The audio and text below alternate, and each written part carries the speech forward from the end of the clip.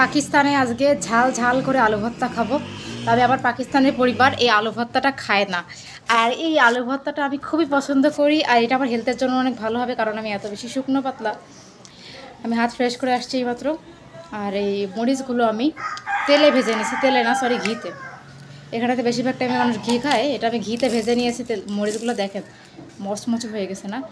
আচ্ছা, এটা কিন্তু আমাদের একটা মজার খাবার, আমাদের বাঙালিদের। বেসিক্যালি বাঙালি যেখানে যাক আলু ভর্তা থাকবে। আচ্ছা, আজকে আমি এই ভিডিওটা সকালে বানাচ্ছি। আমার চুল এখনও কোনো কিছুই আমি কি বলে সকালবেলা চুলগুলো রেডি করে, তাও আমি করি নাই।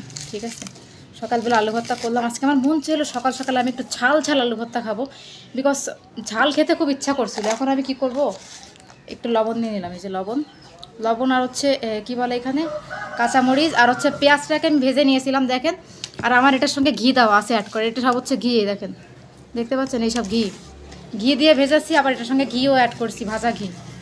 এখন ঘি দিয়ে মরিচগুলোকে আমি সুন্দরভাবে করে নিচ্ছি। এই যে এইভাবে ভালোভাবে মরিচ ভর্তা করে নিব আগে, মরিচ আর পেঁয়াজ। কাঁচা পেঁয়াজ আমি কখনোই খাই না, এই জন্য চেষ্টা করি পেঁয়াজটাকে ভেজে নেবার মরিচের সঙ্গে। তো হয়ে গেছে এই দেখেন, এটা দিয়েও কিন্তু ভাত খাওয়া যায় না। এটা দিয়েও আমার আম্মু এটাতে ভাত খেতে অনেক পছন্দ করতো। মানে আমার আম্মু যখন আলু ভর্তা করতো নিজের হাতে, তখন আমার আম্মু একটুখানি পেঁয়াজ একটু মরিচ ভর্তা রেখে যেত পাশে। মানে এটা আমাদেরকেও দিত, আমরা খেলে খেতাম, না হলে আমার আম্মু একাই খেত। এখন এই আলুগুলোকে আমি এই যে ভর্তা করে স্টার্ট করে দিয়েছি। সত্যি বলতে কি, আমাদের বাঙালিদের ইমোশন কিন্তু আলু ভর্তা, ভেন্ডি ভর্তা, ডিম ভর্তা, ডাল ভর্তা, এগুলোতে কিন্তু আমাদের ইমোশন আছে। আর টাকি মাছের ভর্তাটা তো আরও বেশি মজার।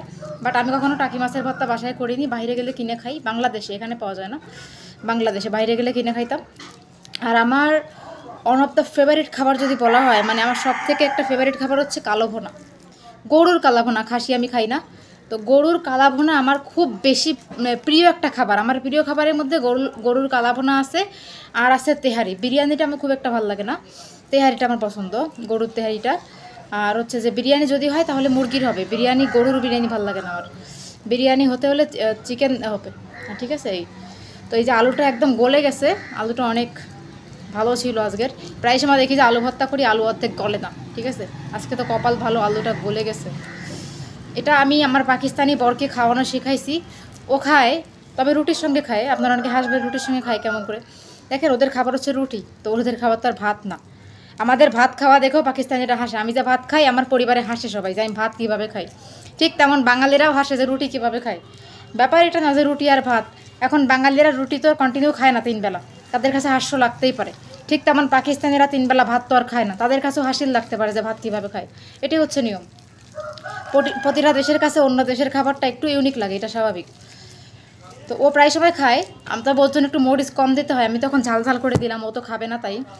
তো এটা আমি ঝাল ঝাল করে মরিচ করেছি, কারণ আমি একটু খাবো, তাই আমি নিলাম। যেটা আমার 3 বেলায় হয়ে যাবে, 3 বেলায় একটু একটু করে ভাতের সঙ্গে খাবো, আর যেটুকু থেকে যাবে ফ্রিজে রেখে দেবো।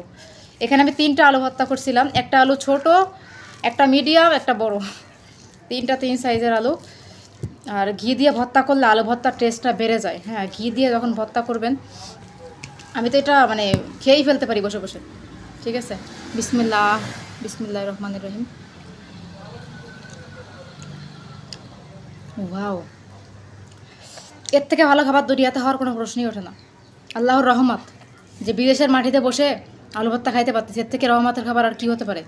আমার মনে হয় না আর কোনো খাবার হতে পারে। সুন্দর হয়েছে মাশাআল্লাহ। আর ঘি দিয়ে, শুকনো মরিচ দিয়ে, ভাজা পেঁয়াজ দিয়ে আলু ভর্তা, সেটার মজাই অন্যরকম। সেটা তোমরা বুঝতেই পারবে না যে এত পরিমাণে টেস্ট হয়েছে। চলো খেয়ে দিই। আমি জানি তোমাদের অনেকেই জিভে পানি চলে আসছে, কারণ এটা আমাদের বাঙালির ইমোশন, এটা আমাদের মধ্যে কাজ করে। তবে এটার সঙ্গে যদি করতো, ধনিয়া পাতা একটু অ্যাড করতাম, আরও বেশি মজা হতো। বাট এই মুহূর্তে আমার রুমে ধনিয়া পাতা নেই।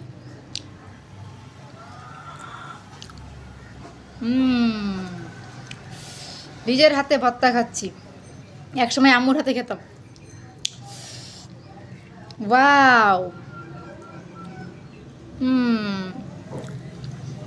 আলু ভর্তা বেসিক্যালি আমার আম্মু সকালে বেশি করতো, কারণ আমাদের বাসায় সকালে বেশি খেতাম আমরা।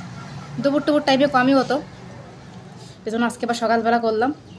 আলু ভর্তা খাওয়ার সময় বাংলাদেশের কথা মনে পড়ে যাচ্ছে অনেকবার। মনে হচ্ছে আমি বাংলাদেশে আসি, মানে যখন বাংলাদেশের কোনো খাবার পাকিস্তানি আমি খাই, সেটা আমার মনে হয় আমি বাংলাদেশে আসি। তোমাদের কারো আলু ভর্তা পছন্দ, কমেন্ট করে জানাবে, দেখি আমার মতো কে কে আলু ভর্তা লাভার আছো।